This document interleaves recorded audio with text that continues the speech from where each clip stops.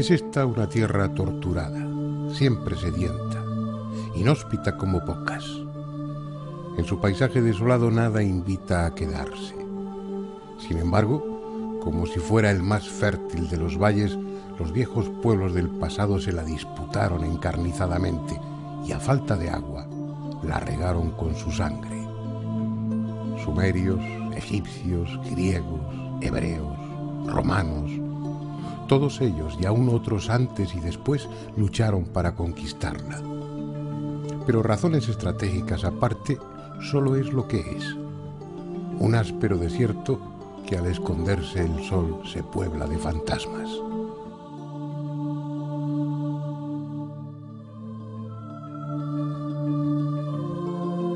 El destino, que no carece de ironía, quiso conceder a esta parte reseca del planeta un mar. Pero en vez de aliviar con ello sus rigores, no hizo sino aumentarlos, porque es un mar tan estéril y ausente de vida como las tierras que lo rodean, a tal punto que se le conoce como el Mar Muerto.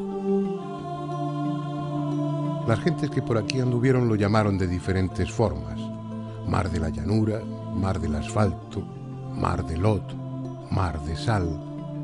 Y todas exageraron, porque no es mar sino lago. Mide 76 kilómetros de largo y apenas 17 en su parte más ancha.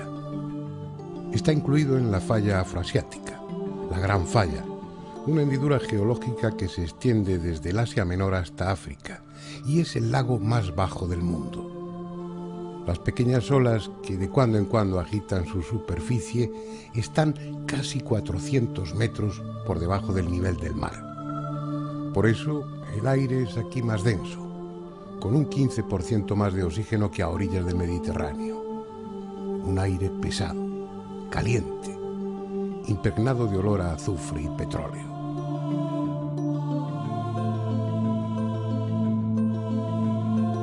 Los historiadores clásicos contaban que los pájaros no podían volar sobre estas aguas de una a otra orilla porque a mitad de su vuelo caían envenenados por los gases nocivos.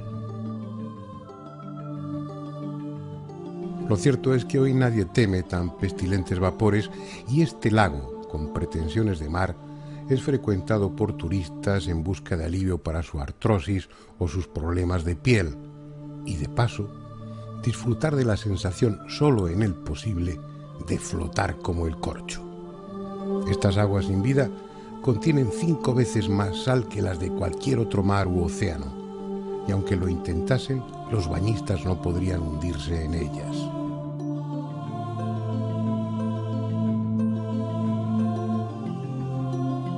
Salvo la que aportan algunas torrenteras cuando llueve, su única fuente de agua procede de un mítico río, el Jordán, la arteria que dio vida a la Galilea bíblica y en la que Juan el Bautista bautizó a Jesús.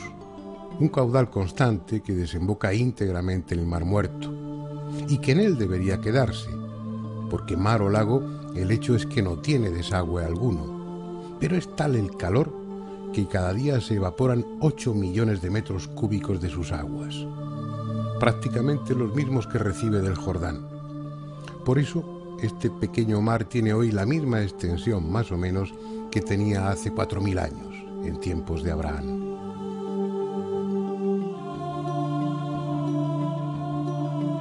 Un mar de aguas yermas, pero que pese a todo siempre ha sido útil. De él se llevaban los antiguos egipcios el betún para embalsamar a sus muertos, y largas caravanas transportaban su preciada sal hasta lugares lejanos. En la actualidad, la empresa del Mar Muerto, unos 3 kilómetros al sur del monte Sodom, extrae la riqueza mineral del lago y sus camiones, cargados de potasa, de magnesio y de sal, parten hacia el norte, en busca del puerto de Asdod, en el Mediterráneo, o siguen la ruta del sur, hasta Eliat, en el Mar Rojo. Pero más que por sus peculiaridades, lo que ha hecho de este un lago singular ha sido la historia. En una de sus orillas, en Qumran, tuvieron su último monasterio los esenios, esa secta singular de hombres puros, doctos en el arte de sanar, con fama de adivinos infalibles y copistas cuidadosos de los 5 libros atribuidos a Moisés, que junto con otros textos transcribieron fielmente en miles de pergaminos, parte de los cuales ocultaron en cuevas de los alrededores cuando la invasión romana, y cuyo hallazgo, hace medio siglo, constituyó uno de los mayores acontecimientos arqueológicos contemporáneos.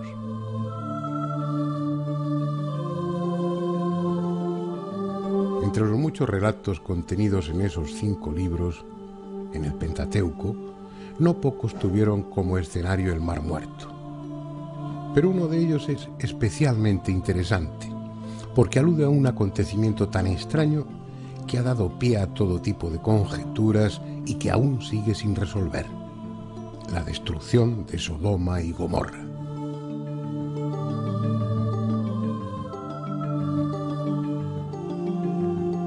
Dos ciudades parecidas a cualquier otra de las que el viajero puede encontrar en Judá o en Galilea, solo que aquellas, según el texto bíblico, estaban habitadas por gentes tan depravadas que Yahvé decidió borrarlas del mapa. Es uno de esos oscuros episodios que tanto abundan en el Antiguo Testamento y que no dejan en muy buen lugar la figura del Dios judío, porque es de suponer que en ambas ciudades vivían muchos inocentes, aunque no fuesen más que los niños de corta edad. Sin embargo, él no hizo otra exclusión que la de Lot y su familia. El resto fue condenado a muerte. Un milagro sanguinario, atroz y peculiar.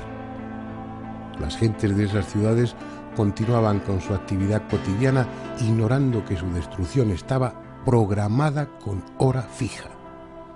Al parecer inaplazable, porque los 2 ángeles, los 2 varones enviados por Yahvé, tuvieron que sacar casi a la fuerza a Lot y su familia. El tiempo se les echaba encima y si se retrasaban también serían víctimas de la destrucción. ¿Qué sucedió realmente en Sodoma y Gomorra? Fue algo que los ángeles sabían de antemano, pero que los habitantes de las 2 ciudades no estaban en condiciones de prever. Algo súbito, inesperado, que iba a borrarles de la faz de la tierra junto con sus animales y sus casas. Dice el texto bíblico: por su parte, Abraham, madrugando, dirigióse de mañana al lugar donde había estado de pie ante Yahvé, y oteando hacia el lado de Sodoma y Gomorra y hacia todo el país de la cuenca, vio que subía de la tierra humo, como humareda de un horno. Esta descripción, la forma urgente, perentoria con la que Lot fue conminado a abandonar la ciudad, la prohibición de mirar hacia atrás, el hecho de que por detenerse su mujer quedase metafóricamente convertida en estatua de sal, y sobre todo el que no se haya encontrado ni rastro de ambas ciudades, ha llevado a muchos a imaginar que todo se debió a una explosión cegadora cuyo poder destructivo abarcó una extensa zona.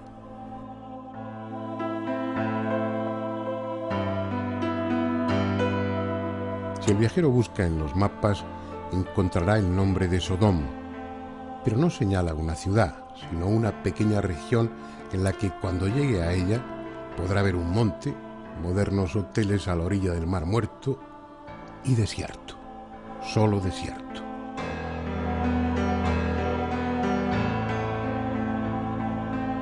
El nombre ha permanecido, pero solo eso. Las auténticas Sodoma y Gomorra nunca han sido encontradas. Los arqueólogos han buscado inútilmente sus ruinas, tal vez porque se hayan desintegrado, como sugieren algunos, o porque no las hayan buscado en el lugar correcto. Veamos un mapa del actual Mar Muerto. Como puede apreciarse, hay 2 zonas diferenciadas. Una al norte de la península de Al-Lisan, el auténtico Mar Muerto, con profundidades de hasta 400 metros, y la otra al sur de esa península, con aguas poco profundas. Entre ambas existe una franja de terreno pantanoso. Como les comenté al principio, el Mar Muerto está incluido dentro de la Gran Falla Afroasiática, lo mismo que el lago Tiberíades y el lago Ulé aún más al norte. una enorme hendidura geológica que se extiende desde el Asia Menor hasta África. Una larga zona de inestabilidad en la corteza terrestre que ha dejado enormes cicatrices. Una región en la que hasta hace poco tiempo eran frecuentes los terremotos y las erupciones volcánicas.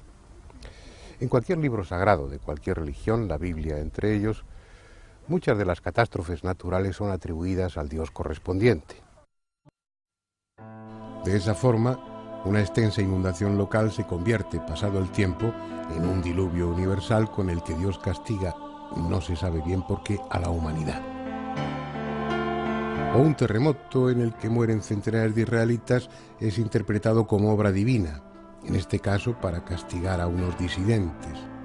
Lo mismo podría decirse de las plagas de Egipto, del paso del Mar Rojo o de la destrucción de Sodoma y Gomorra.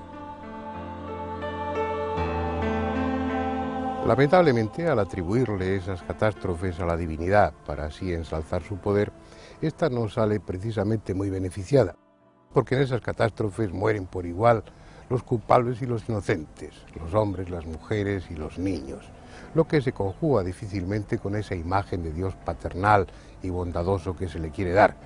Tal vez en el caso de Sodoma y Gomorra haya sucedido lo mismo. Este es con toda probabilidad el mapa de la zona antes de la catástrofe.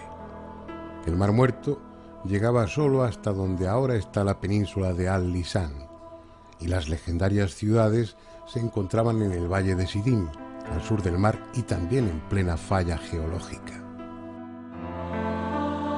Hace unos 4000 años, la región se vio sacudida por un terremoto más. Parte del valle se hundió, mientras que entre erupciones de magma y enormes llamaradas de asfalto ardiendo, el Mar Muerto, roto su límite, anegaba la cuenca recién hundida hasta alcanzar sus dimensiones actuales y sepultando bajo sus aguas las ruinas aún humeantes de Sodoma y Gomorra.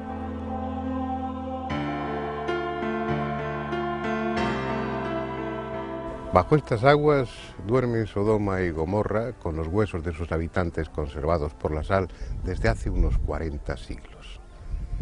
Pero las catástrofes y la muerte no son siempre obra de los dioses o de la naturaleza. El hombre ha demostrado cumplidamente una gran capacidad para llevar a cabo él solo esas tareas con toda eficacia. Un poco más allá, a las orillas de este mismo mar, vamos a encontrar el escenario donde se produjo uno de esos acontecimientos sangrientos en los que esta tierra ha sido tan pródiga. Un lugar que es clave para el espíritu del pueblo judío, Masada. Esta meseta descarnada, que se ha convertido en un símbolo de identidad nacional para Israel, fue el último reducto de la resistencia judía durante la conquista romana. Una vez más, el viajero se pregunta qué lazos invisibles ligan al hombre con la tierra. Cómo este paisaje, que es la imagen misma de la desolación, ha hecho correr tanta sangre, ha sido motivo de tanto dolor, de tanto sufrimiento. La silueta fantasmal de Masada apenas contrasta con el conjunto de cerros desnudos que se levantan en esta orilla occidental del Mar Muerto. Sería un accidente más del desierto, un peñote estéril como el resto, de no ser porque en él se escribió una de esas páginas desesperadas de la historia.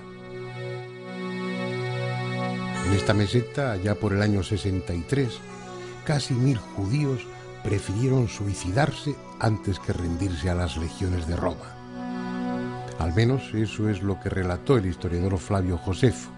Ya veremos después si con rigor histórico o dejándose llevar por el sentimiento.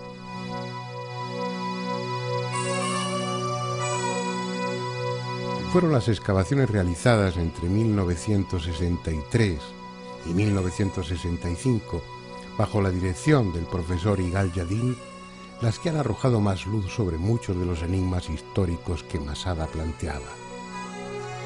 Aquellas excavaciones, que en gran medida fueron un medio de exaltación del espíritu nacional judío, contaron con voluntarios que procedían nada menos que de 28 países diferentes y que se costearon ellos mismos el viaje. Pocas veces en la arqueología se ha hecho tanto en tan poco tiempo.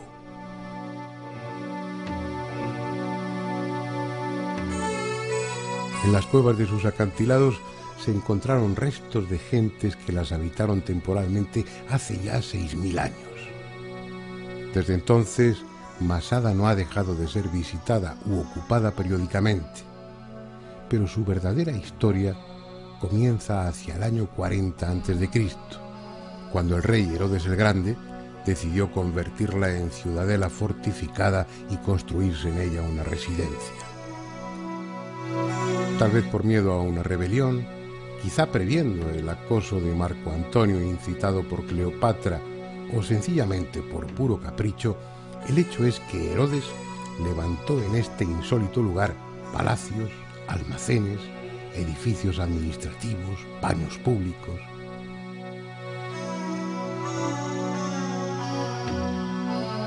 Poco queda, pero dado el aislamiento de Masada, es de imaginar el esfuerzo que toda la obra supuso. Arquitectos, obreros, artesanos y decoradores traídos desde Jerusalén y Jericó para levantar paredes, labrar columnas, estucar, pintar, ensolar con bellos mosaicos.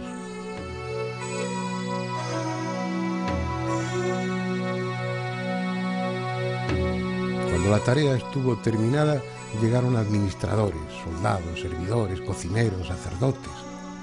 Centenares de personas que, además de alojamiento, debían tener garantizada su alimentación. Un problema resuelto gracias a los almacenes que se hallaron durante las excavaciones, en los que había sitio suficiente para guardar desde aceite hasta legumbres, pasando por grano, dátiles, vino y todo lo necesario para que garantizase la subsistencia durante un largo periodo de aislamiento.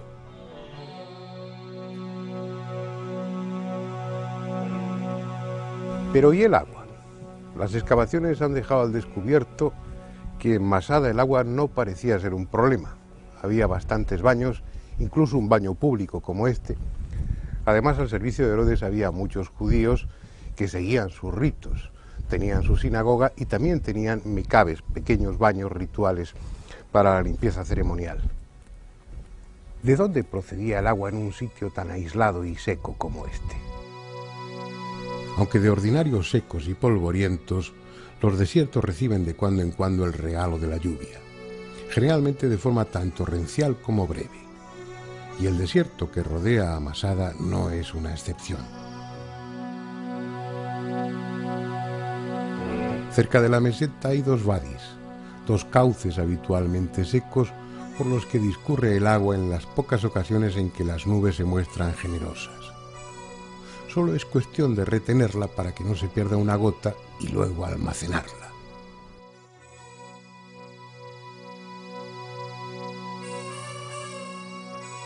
El primer problema lo solucionaron con dos pequeñas presas y dos acueductos, gracias a los cuales el agua llegaba hasta Masada.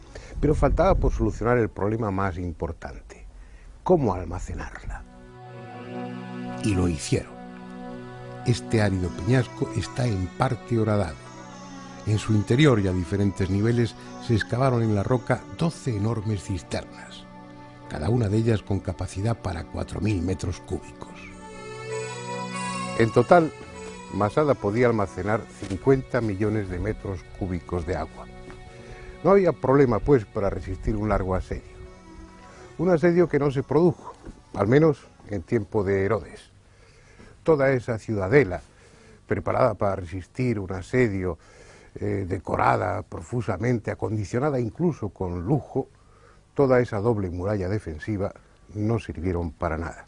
Tuvieron que pasar casi 70 años para que la ciudadela de Masada cumpliera la función que le había sido asignada, aunque fueron otros los sitiados y otros los motivos del asedio.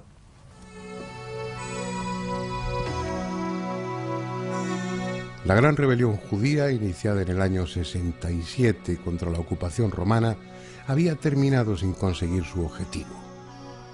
Aún así, grupos aislados de rebeldes continuaban hostigando a los invasores. Uno de esos grupos tenía su refugio aquí, en Masada.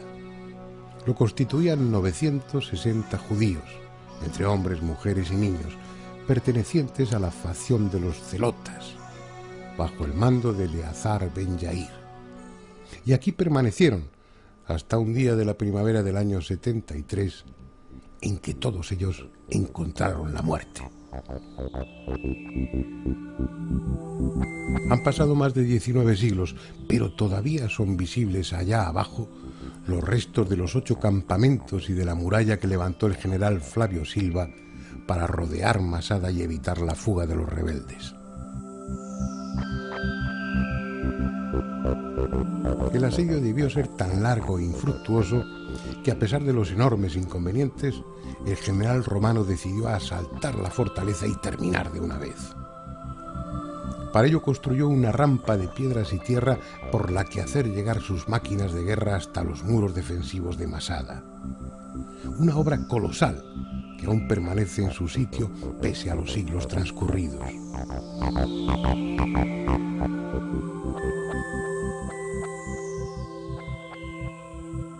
A medida que progresaba la rampa, las catapultas hacían llover sobre la meseta miriadas de proyectiles de piedra, ennegrecidos para que no fueran vistos y evitados. Eran los mensajeros de un fin inevitable y cercano para los asediados. Al fin, cubierto el último tramo de la rampa con un pontón, los pesados arietes pudieron abrir brecha en el muro defensivo. Y así, enardecidos, tal vez ansiosos de una lucha cuerpo a cuerpo que terminara con tantos años de campaña, los legionarios de Roma entraron en Masada. Pero nadie salió a su encuentro. Ni una flecha, ni un grito, ni una espada en alto les aguardaban. Solo el silencio. Aquellos 960 celotas que defendían la meseta, hombres, mujeres y niños, habían elegido la muerte antes que rendirse. Las excavaciones realizadas en 1965 por Igal Yadin demostraron que después de ser conquistada, Masada estuvo ocupada por una guarnición romana al menos durante 40 años. Después, cuando ya había perdido su valor estratégico, solo conoció visitantes ocasionales. Algunos de ellos tuvieron suficiente tiempo como para dejar huella de su paso. Es el caso de los monjes cristianos que en el siglo V y VI levantaron esta capilla. Poco a poco, Igal Yadin, gracias a monedas, gracias a restos de vasijas, piedras, estucos, fue reconstruyendo la historia, el pasado de Masada. Pero en esas excavaciones hubo un hecho, un hallazgo de singular importancia para el pueblo judío. En una pequeña cueva del acantilado sur fueron encontrados cerca de 30 esqueletos, tanto de hombres como de mujeres y niños. Sin pruebas demasiado contundentes, se decidió que esos restos eran de los héroes que en el año 73 habían preferido autoinmolarse antes que rendirse. En consecuencia, y durante una impresionante ceremonia, 19 siglos después de su muerte, fueron enterrados con todos los honores. Fue en el año 1969.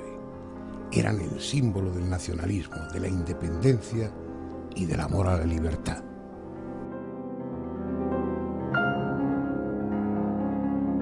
Hoy, 30 años después, hay motivos para plantearse la posibilidad de que aquellos restos inhumados oficialmente y entre tantos honores no pertenecían a los defensores de Masada. Incluso cabe la posibilidad de que ni siquiera fueran judíos. Así al menos lo sostiene un antropólogo israelita, Joe Zías, que en 1997 afirmó que en esas excavaciones habían encontrado huesos de cerdo junto a esos restos. Obviamente no podía tratarse, si eso es así, de restos de personas judías, porque el cerdo es un animal impuro para ellos. Sin embargo, si fueran romanos, como sostiene Joe Zías, estaría justificado, porque el enterramiento de los romanos, si se acompañaba del sacrificio de un cerdo, y quedaba de alguna manera institucionalizado, oficializado. Esa es la tesis que se mantiene en discusión y que hace volver de nuevo el problema de qué fue con los casi 1000 defensores de Masada, porque aunque realmente se trate de restos de defensores de esta ciudadela, faltan más de 900 cadáveres por encontrar. Si hacemos caso al historiador Flavio Josefo, que no era precisamente un modelo en cuanto a rigor histórico se refiere, el nombre de los 10 celotas encargados de matar al resto fue echado a suerte. Tras cumplir su sanguinaria tarea, otro sorteo decidió cuál de esos 10 mataría a los 9 restantes. Una vez hecho, ese último superviviente se suicidó.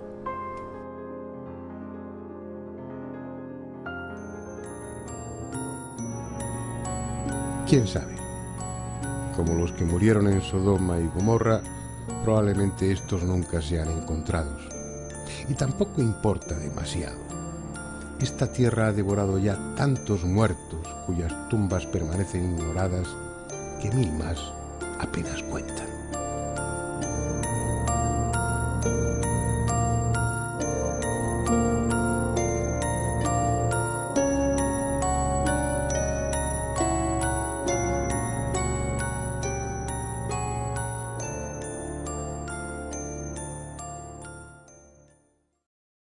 Los viejos pueblos del pasado se la disputaron encarnizadamente y a falta de agua la regaron con su sangre. Sumerios, egipcios, griegos, hebreos, romanos, todos ellos y aún otros antes y después lucharon para conquistarla. Pero razones estratégicas aparte, solo es lo que es: un áspero desierto que al esconderse el sol se puebla de fantasmas.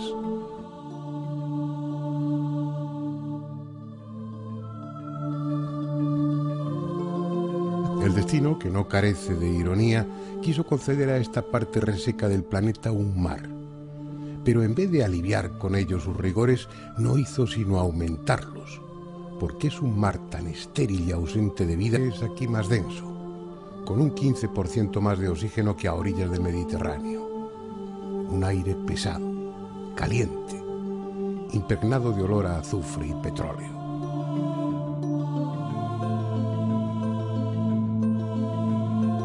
Los historiadores clásicos contaban que los pájaros no podían volar sobre estas aguas de una a otra orilla porque a mitad de su vuelo caían envenenados por los gases nocivos. Lo cierto es que hoy nadie teme tan pestilentes vapores y este lago, con pretensiones de mar, es frecuentado por turistas en busca de alivio para su artrosis o sus problemas de piel y, de paso, disfrutar de la sensación solo en él posible de flotar como el corcho. Estas aguas sin vida contienen 5 veces más sal que las de cualquier otro mar u océano, y aunque lo intentasen, los bañistas no podrían hundirse en ellas.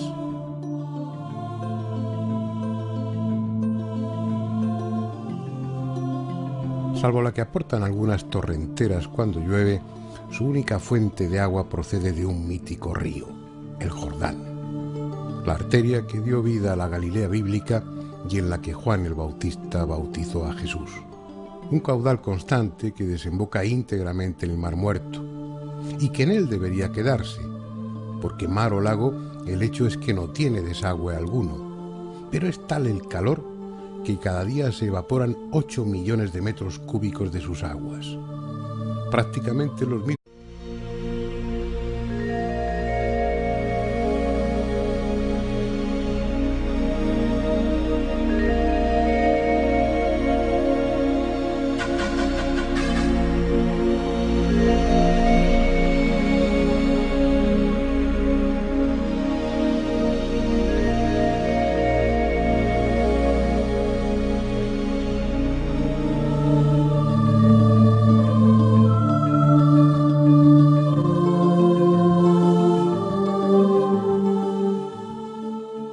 Es esta una tierra torturada, siempre sedienta, inhóspita como pocas. En su paisaje desolado nada invita a quedarse. Sin embargo, como si fuera el más fértil de los valles, como las tierras que lo rodean, a tal punto que se le conoce como el Mar Muerto. Las gentes que por aquí anduvieron lo llamaron de diferentes formas: Mar de la Llanura, Mar del Asfalto, Mar de Lot, Mar de Sal, y todas exageraron, porque no es mar sino lago. Mide 76 kilómetros de largo y apenas 17 en su parte más ancha.